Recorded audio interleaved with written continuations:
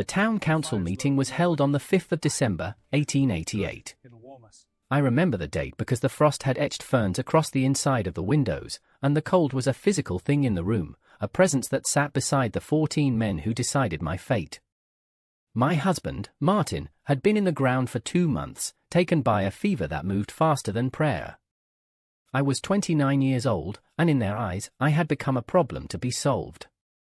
Mr. Davies, the head of the council and the owner of the town's only mercantile, cleared his throat. The sound was like stones grinding together. He wouldn't look at me, focusing instead on a spot on the wall just over my head. "Agnes," he began, his voice flat with practiced authority, "we've reviewed your situation. The property charter is quite specific. The claim reverts to the township upon the death of the signatory, unless there is a male heir of working age." I said nothing. My hands were folded in my lap, my knuckles white. I could feel the stares of the other men, a mixture of pity and impatience. They wanted this over with. They had livestock to feed and wood to chop.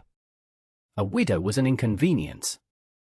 "And then there is the matter of your mother," he continued, finally letting his gaze fall on me. It was a heavy, dismissive glance. "She requires care. The winter is forecast to be the worst in a decade. A lone woman is a liability, Agnes. A woman with an elder is a burden." The word hung in the air. Burden. It landed not like a slap, but like a slow, crushing weight. I had carried my mother my whole life, not as a burden, but as the other half of my own heart. To hear him say it, so plainly, in a room full of men who had shared bread at my table, was a specific kind of violence. "You have until sundown to vacate the cabin," he concluded, his duty done. "The township will provide you with a day's rations." He made it sound like a great generosity. I finally met his eyes. I did not cry. I did not plead. I simply nodded, a single, sharp movement of my head. In that moment, a quiet decision formed in my soul, hard and clear as ice. They saw a liability. A burden. I would show them what a burden could endure. I would not die at the edge of their town, a beggar for scraps. As I walked out, the cold hit me, but it was the cold inside that room that chilled me most. It was the cold of men who mistake rules for wisdom and survival for something they alone are strong enough to manage. They thought they were casting me out. They had no idea they were setting me free. What do you do when the world that was supposed to be your shelter turns you out into the storm? You find a better shelter. I went back to the cabin Martin had built. It was small and sturdy, and every log held a memory. My mother, Anna, was sitting by the cold hearth, wrapped in every blanket we owned. She was 70 years old, her bones as delicate as a bird's, but her eyes were still fierce. She had heard the verdict in my footsteps. "So," she said, her voice a dry whisper, "they have made their choice." I nodded, going to the small chest where we kept our essentials. "And I have made mine," I replied. The inheritance Martin had left me wasn't on any piece of paper. It was a story he told me one night, years ago, about a place the local prospectors called Fool's Hollow. It was a cave system high up on Ridgeback Mountain, a place everyone avoided. They said it was a dead end, a place where gold seams vanished and the wind never stopped. But Martin had heard a different story from an old trapper. He said the cave wasn't an end, but a beginning. "It breathes, Agnes," he had told me, his eyes alight with the mystery of it. The old man swore it holds the mountain's warmth. It was a ghost story, a piece of folklore. But it was all I had. I packed what I could onto our small hand sled, an axe, a saw, a cast iron pot, 2 sacks of flour, a small bag of salt, and our last tin of coffee. I gathered the blankets from Mother's lap. "We're leaving," I told her gently. She did not argue. She simply held out her arms. Lifting her was like lifting a bundle of dry sticks, all sharp angles and surprising weightlessness. Her trust in me was absolute, a silent pact that gave me a strength I did not know I possessed. I wrapped her in the blankets and secured her to the sled. The last living thing we owned was Bess, our old milk cow. She was bony and tired, her breath pluming in the frigid air, but she was a steady presence. I tied a rope to her halter. The town watched us go. I saw faces in the windows, shadows behind curtains. No one came out. No one offered a hand. They watched as I put my shoulder to the sled, as I pulled my mother and all our worldly possessions away from the only home I had ever known, with our old cow trailing faithfully behind. The ascent up Ridgeback Mountain was a battle against a living enemy. The cold was not just a temperature, it was a predator with teeth. It bit at any exposed skin, seared the lungs with every breath, and sought to leach the very life from our bones. The snow was deep, a fine, dry powder that offered no purchase, and with every step I felt the mountain trying to pull me back down. The sun was a pale, useless disk in the sky, offering no warmth, only a stark light that made the world look like a photograph of a dead place. It began to sink toward the horizon far too quickly, bleeding pale oranges and purples into the grey sky. The temperature plummeted with the light. My own sweat froze on my brow. Mother had not spoken for over an hour. Her stillness on the sled was terrifying. I stopped, my lungs burning, and pushed back the blanket from her face. Her skin was waxy, her lips tinged with blue. Her breath was a shallow, barely visible mist. Bess stood with her head low, shivering so violently her whole body seemed to buzz. The animal knew, as I did, that to stop here was to die here. Panic, cold and sharp, pierced through my exhaustion. This was it. This was the moment of failure. Mr. Davies's voice echoed in my head. A liability. A burden. Maybe he was right. Maybe this was a fool's errand, a prideful march to a frozen grave. The thought of simply lying down in the snow, of letting the cold take us into a painless sleep, was a seductive whisper. It would be so easy to just stop. I looked at my mother's face, at the faint, flickering life still in her, and something inside me broke. It was not my will that broke, but the despair. A rage, pure and hot, surged through me. I would not let her die because of some man's signature on a piece of paper. I would not let this mountain be our tombstone. I screamed into the wind, a wordless sound of defiance ripped from my throat. Then I bent down, untied my mother from the sled, and hoisted her into my arms. She weighed almost nothing. I half-dragged, half-carried her, stumbling through the deepening drifts, shouting her name, shouting Martin's name, shouting at the uncaring sky. Bess followed, her low moo a mournful echo of my own cry. And then I saw it. A shadow against the rock face, a darkness deeper than the dusk. A hole. The entrance to Fool's Hollow. It was not grand or inviting. It was a black, jagged mouth in the stone, exhaling a faint mist that was visibility warmer than the air around us. We stumbled inside, out of the wind, and collapsed in a heap just beyond the entrance. The sudden silence was deafening. The immediate assault of the wind was gone, replaced by a profound, subterranean stillness. I laid Mother down on the rocky floor, my body screaming with exhaustion. We were out of the wind, but we were not safe. We had traded a fast death for a slow one. I fumbled with numb fingers for my lantern and a match. The first match head snapped off. The second flared and was immediately extinguished by my trembling breath. I cupped my hands, shielded the third, and a small, steady flame bloomed in the darkness. I lifted the lantern, and its light pushed back the immense blackness of the cave. The floor was uneven rock, the walls slick with moisture. It smelled of damp earth and something else, something ancient and mineral. We were in a small antechamber, but I could see a narrow passage leading deeper in. The air flowing from it was discernibly warmer, carrying that same earthy scent. I helped Mother to her feet, her body leaning heavily against mine, and we shuffled down the passage, Bess trailing behind us, her hooves clicking nervously on the stone. The passage opened into a second, larger cavern, a space perhaps 30 feet across with a ceiling high enough that the lantern light barely touched it. And it was here that we found it. Tucked against the far wall, shielded from any lingering draft from the entrance, was a testament to a life lived before ours. There was a stack of wood, cut and seasoned, piled nearly to my shoulder. It was dry, ancient timber, grey with age. Next to it was a collapsed circle of stones, a hearth long gone cold, its chimney a dark fissure snaking up into the rock above. And beside the hearth, a small collection of tools, a rusted axe head, a bucksaw with a broken handle, and a small, crude wooden crate. It was a ghost's home. A forgotten outpost of humanity. Inside the crate, wrapped in a brittle piece of oilcloth, was a small, leather-bound journal. I opened it carefully. The pages were filled with a cramped, spidery script. It was a record. A manual. The old trapper Martin had spoken of had not just lived here, he had engineered it. He had documented the cave's secrets. I read a passage by the flickering lantern light, my voice a stunned whisper. "The mountain breathes," he wrote. "There is a deep warmth that vents through the chimney fissure. The hearth must be built to draw the cold air from the floor and pull the warm earth breath down. A stone wall, even a low one, will hold the heat.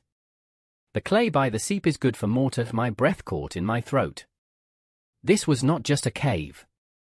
It was a system.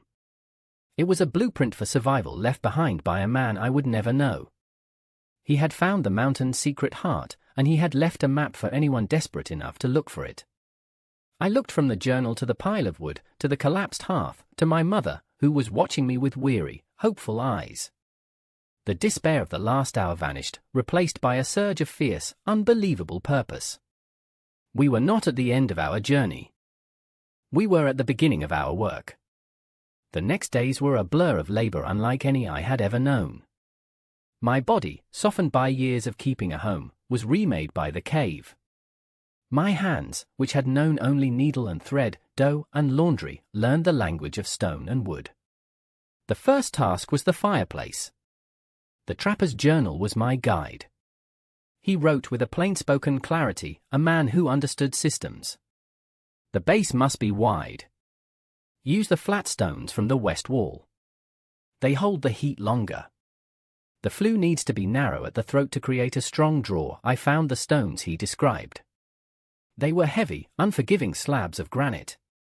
I dragged them one by one across the cavern floor, my muscles screaming in protest. I used the broken saw to fashion a new handle for the axe head, and I split the ancient, seasoned wood.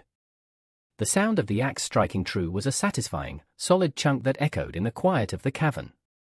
For mortar, I followed his instructions, finding the seam of slick, grey clay near a slow drip of water in the back of the cave. I mixed it with sand from the floor and a little of Bess's dung for binder, just as the trapper had written. My hands were raw, caked in the freezing mud, but I worked with a feverish intensity. Mother sat propped against the wall, wrapped in blankets, watching me. She was too weak to help with the heavy lifting, but her mind was a sharp and vital tool. She would offer quiet advice, wisdom passed down through generations. "Pace yourself, Agnes," she would say when she saw my shoulders slump with exhaustion. "Even the strongest tree grows slowly." She rationed our meager food, making a thin, watery gruel from a handful of flour and a splash of Bess's milk. It was barely enough to keep us alive, but it was warm, and it was something.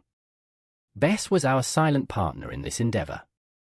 The gentle giant stood patiently in the corner of the cavern, her body a furnace of living heat. Her milk was thin, for we had little to feed her besides some dried moss I scraped from the rocks, but it was sustenance. Her quiet presence was a comfort, a reminder that we were not entirely alone. The biggest challenge was the chimney. The fissure was there, just as the trapper had described, but I had to build the hearth and flue to meet it perfectly. My first attempt was a failure. I lit a small, tentative fire, and the cavern immediately filled with thick, choking smoke.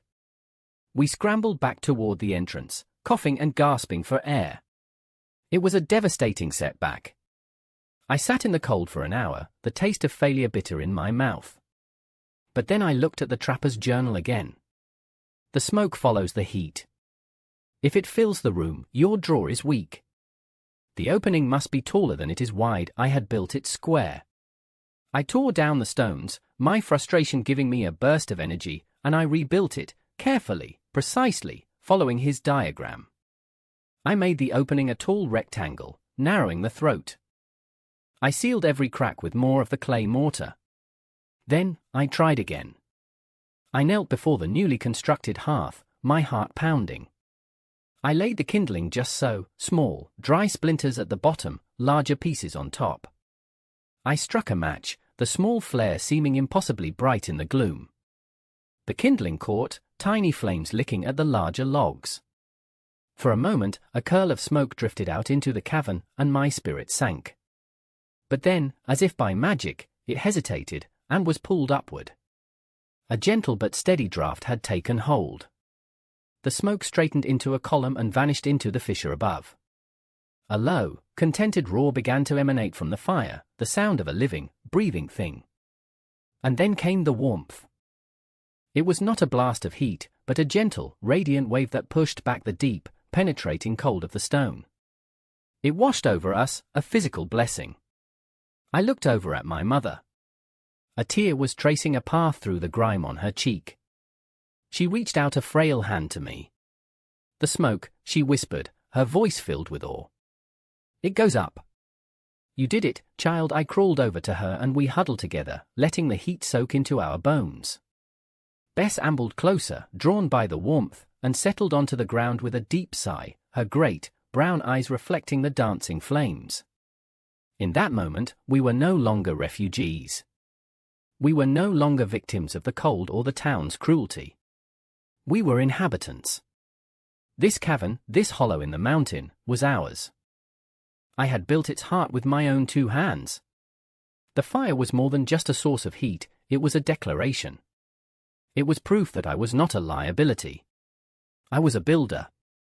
I was a survivor. That first night by the fire, we did not sleep much. We simply watched the flames, mesmerized. The light threw our shadows, huge and distorted, against the cavern walls. We were just 2 women and a cow, hidden away in the heart of a mountain, but we were safe. We were warm. And for the first time since Martin died, I felt a flicker of something that was not grief or fear or anger. It was a quiet, fierce pride. I had looked into the face of a merciless winter and I had not blinked. I had taken a cold, dead space and I had given it a warm, beating heart. The world outside could freeze solid for all I cared. We had everything we needed right here. That fire was our first great victory, the turning point that transformed our struggle for survival into the act of living. The day settled into a rhythm dictated by the fire and our needs. My mother, though still frail, began to recover some of her strength in the steady warmth of the cavern. She could not haul stone, but she became the keeper of our small world, the strategist of our survival. She was the one who noticed that the snow melting from the ceiling in one corner was clean and pure, giving us a source of fresh water without having to venture outside. She taught me how to render the tallow from our meager portions of salted pork to make smokeless candles that saved our precious lantern oil.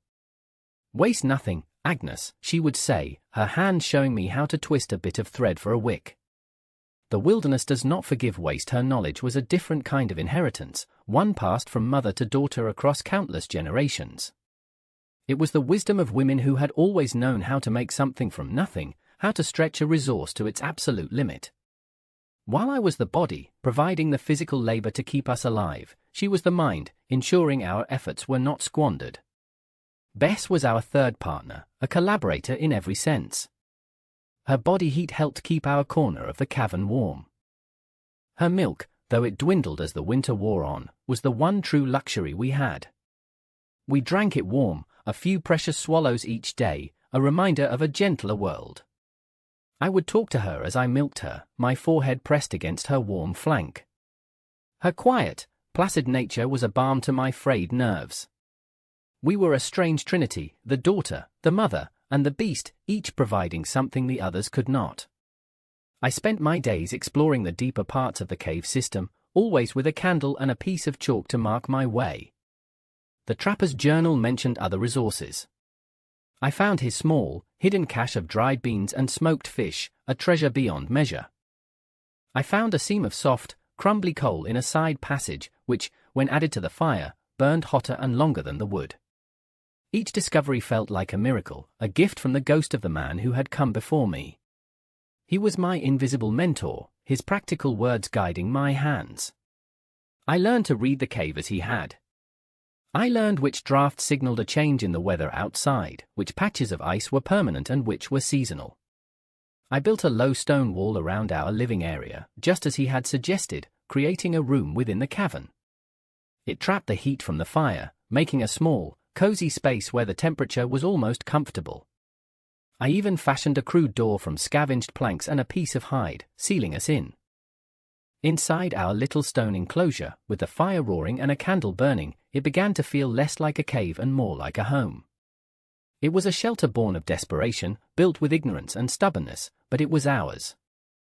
The winter deepened, becoming the brutal force the town had predicted. Blizzards raged for days on end, burying the world in a sea of white. From the mouth of our cave, we could hear the wind shrieking like a banshee, a sound that would have meant certain death just a few weeks before. But inside our stone fortress, we were insulated from its fury. The mountain protected us. The fire warmed us. We were safe. But the world, we learned, does not stay away forever. One afternoon, during a lull in the storms, a figure appeared at the cave mouth. It was a man from the town, a hunter named Thomas, his face gaunt and his eyes wide with a mixture of disbelief and suspicion. He had been tracking a deer and had seen the faint wisp of smoke from our chimney against the grey sky. "Agnes," he stammered, peering into the gloom. "By God, we all thought you were dead." He stepped inside, his gaze sweeping over our small, ordered world, the roaring fire, the stack of wood, the stone wall, the placid cow. He had expected to find frozen corpses. Instead, he found a home. Word travels fast in a small town, even in the dead of winter. Thomas's story spread like wildfire. We were not dead. We had survived. And in a town gripped by scarcity and fear, survival breeds suspicion. Soon, others came. They did not come to offer help. They came with a hard, desperate look in their eyes, the look of people who believe you are hoarding a secret. "Heard you found a gold seam in here," one man said, his eyes scanning the cavern walls. Another asked, "How much food you got stored up?" The town's nearly out of flour. They saw our small comfort not as a testament to hard work, but as an injustice. They believed we had found some easy miracle, some shortcut to survival that we were keeping for ourselves. It was the ultimate moral test. We had so little, scraped together with our own blood and sweat. Every log, every handful of beans, was precious. The instinct to hoard, to protect what was ours, was powerful. I felt a hard knot of resentment forming in my chest. Where were these people when we were cast out? But as I stood there, ready to send them away, my mother spoke from her seat by the fire. Her voice was quiet, but it cut through the tension in the cavern. "A shared crust is still a crust," she said, looking not at me, but at the hungry faces of the townsfolk. "A hoarded one turns to stone in your bellies." Her words shamed me. They reminded me of who I was, and who I wanted to be. I was not Mr. Davies. I would not let fear make my heart as cold as the winter outside. So I made a choice. I invited them in, 2 at a time, to warm themselves by the fire for an hour. I gave each a cup of warm, watered-down milk. I gave a small bag of our precious coal to a family whose newborn was sick with a lung fever. It was not much, but it was what we had to give. Some were grateful. Others took it as their due, their eyes still filled with suspicion. But it did not matter. We were not sharing out of a desire for thanks. We were sharing because it was the right thing to do. In the heart of that unforgiving mountain, we were learning a lesson the town below had forgotten: you cannot survive alone. Community is not a charter written on paper, it is a cup of milk given to a neighbor in need. As the days grew longer and the first signs of spring began to whisper at the edges of the world, a different kind of winter descended upon our cavern. My mother began to fade. The hardship of the journey and the long, dark months had taken a toll that warmth and food could not mend. Her body, so frail to begin with, was simply worn out. She spent most of her days sleeping by the fire, her breathing growing softer, shallower. I knew what was happening. I felt a familiar, helpless grief begin to rise in me, the same grief I had felt for Martin. But this was different. This was not a sudden fever, but a slow, gentle letting go. In her waking hours, her mind was as clear as ever. We talked more in those final weeks than we had in years. She told me stories of her own mother, of a life lived with a quiet resilience I was only now beginning to understand. She held my calloused, scarred hands in her own and looked at them with pride. "These are good hands," she said one evening, her voice barely a whisper. "They know how to build. They know how to hold on." She never once complained. She never expressed fear. Her only concern was for me. "Don't you ever let them call you a burden again, Agnes," she commanded, a flicker of the old fire in her eyes. "You carried me up this mountain. You built this home from nothing. You are the least burdensome person I have ever known." Her words were a gift, a final piece of armor she was forging for me to wear in the world. The end came on a quiet morning in late March. The air outside held the first scent of thaw, a promise of melting snow and returning life. She died in her sleep, by the fire I had built, in the home we had made. Her passing was as peaceful as the cavern around us. There was no struggle, only a final, gentle sigh. I sat with her for a long time, holding her hand, which was finally still and cool. The grief was immense, a hollow ache in my chest. But it was not a destructive grief. It was tempered with a profound sense of gratitude. We had been given this time. We had faced the end together, not in shame and cold, but in dignity and warmth. Her death was not a failure. It was a transfer of responsibility. I was no longer just surviving for her. I was now the keeper of this place, the guardian of its secrets and its spirit. Her last meaningful words to me echoed in the silence. "This isn't a cave, Agnes," she had said a few days before she passed. "It's a house. You made it a home." I buried her in a small, sheltered alcove deep in the cave system, marking the spot with a simple pile of stones. It was a quiet, solemn place. The mountain that had been our salvation would now be her final resting place. The loss of her presence left a void that nothing could fill, but her wisdom remained. It was in the stones of the hearth, in the taste of the fresh water, in the quiet resolve of my own heart. The cruel winter was ending, but her legacy, and the legacy of this place, was just beginning. When the snows finally melted enough for the path to be safe, I walked down the mountain. The world was bursting with the messy, vibrant life of spring. The town looked smaller than I remembered, diminished. I walked through the main street, and people stopped and stared. They saw a woman they had sent out to die. I was thinner, my face weathered by smoke and hardship, my clothes little more than rags. But I walked with my head held high. I was not the same woman who had left in December. I was not a liability. I was a survivor. Mr. Davies saw me from the porch of his mercantile. He froze, his mouth falling slightly open. I did not go to him. I did not need his apology or his validation. My survival was a reckoning that needed no words. I simply met his gaze, held it for a long moment, and then continued on my way. I had not come for him. I had come for supplies. I traded the few pelts I had managed to cure for salt, flour, and seeds. I did not return to the cave immediately. I stayed on the mountain, but I came out into the sun. I cleared a small patch of earth near the cave mouth where the soil was rich, and I planted a garden. I rebuilt the broken parts of my sled to better haul wood. I learned the paths of the deer and the habits of the rabbits. The cave was my home, my anchor, but the world outside was my domain now, too. That next winter, a miner's cabin caught fire and burned to the ground, leaving him and his wife with nothing but the clothes on their backs and a bad burn on his leg. The town offered them a cot in the back of the livery stable. I offered them my home. I led them up the mountain path and brought them into the warmth of the cavern. I showed them how the fire drew, how the stone held the heat. I fed them from my garden's preserved stores. They stayed until he was healed and they could rebuild. The year after that, a family new to the area, unprepared for the ferocity of the winters, was on the verge of starvation. I brought them up, too.